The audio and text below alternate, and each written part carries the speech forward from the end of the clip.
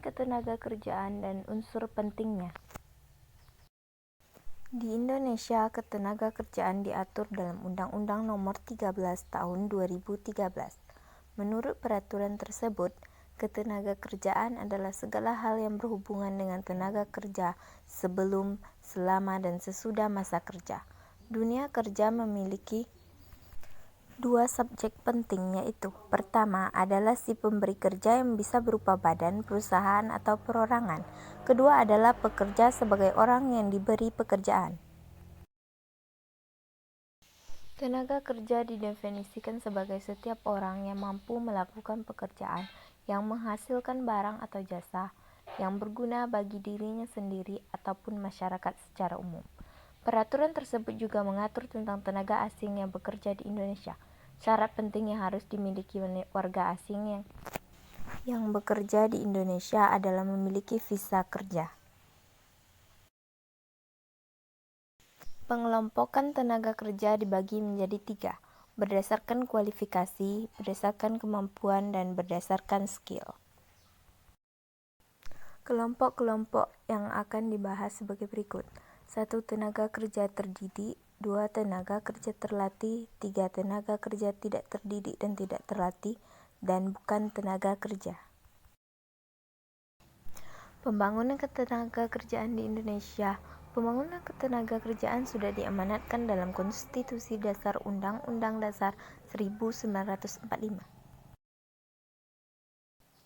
Adapun pembangunan ketenagakerjaan di Indonesia memiliki tujuan, yaitu ada 5 tujuan.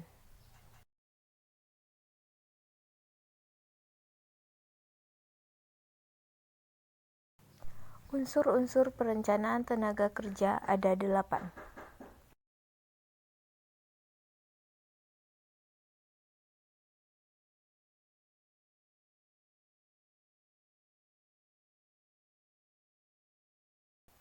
Inventarisasi regulasi-regulasi yang menghambat investasi masuk ke Indonesia dalam bidang kebijakan tenaga kerja.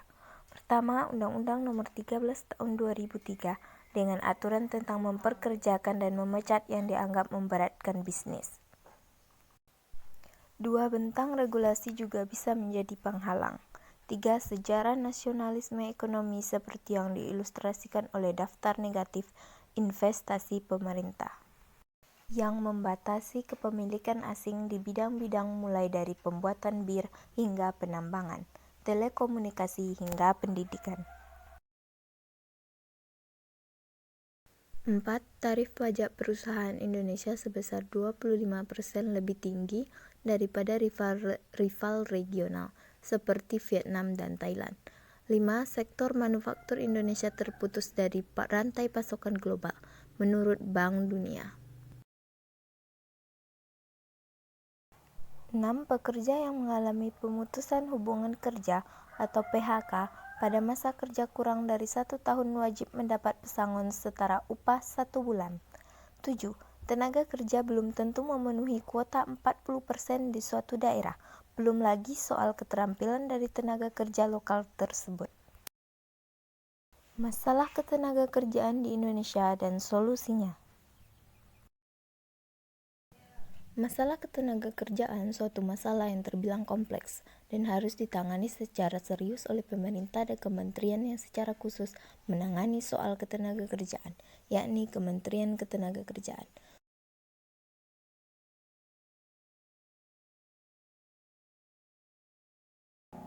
Tugas dan fungsi kementerian secara umum tentu mengurusi masalah ketenagakerjaan termasuk menyusun berbagai cara mengatasi masalah pengangguran.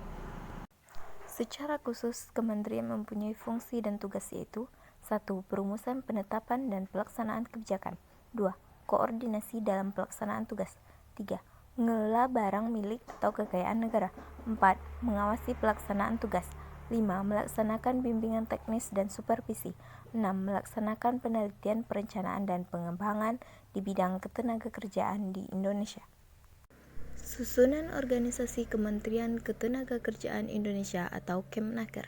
Sekretariat Jenderal, Direktorat Jenderal Pembinaan, Pelatihan, dan Produktivitas, Direktorat Jenderal Pembinaan Penempatan Tenaga Kerja dan Perluasan Kesempatan Kerja, Direktorat Jenderal Pembinaan Hubungan Industri dan Jaminan Sosial Tenaga Kerja, Inspektorat Jenderal, Badan Perencanaan dan Pengembangan Ketenagakerjaan, staf ahli bidang ekonomi dan SDM, staf ahli di bidang kerjasama internasional, staf ahli di bidang hubungan antar lembaga, staf ahli di bidang kebijakan publik. Hukum ketenagakerjaan di Indonesia diatur dalam Undang-Undang Nomor 13 Tahun 2003, terdiri atas 18 bab dan 193 pasal.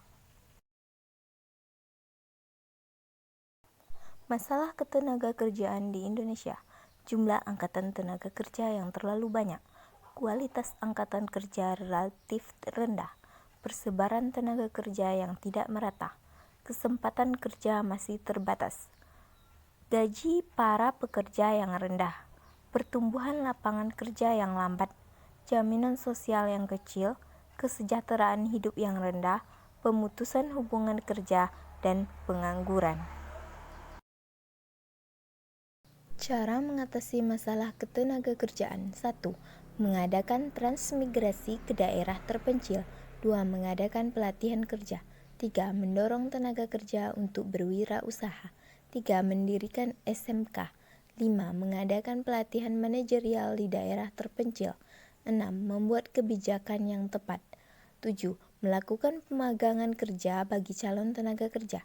8. Membenahi gaji dan upah. 9. Peningkatan gizi dan kesehatan. 10. Menggalakkan program KB. 11. Mengembangkan industri padat karya.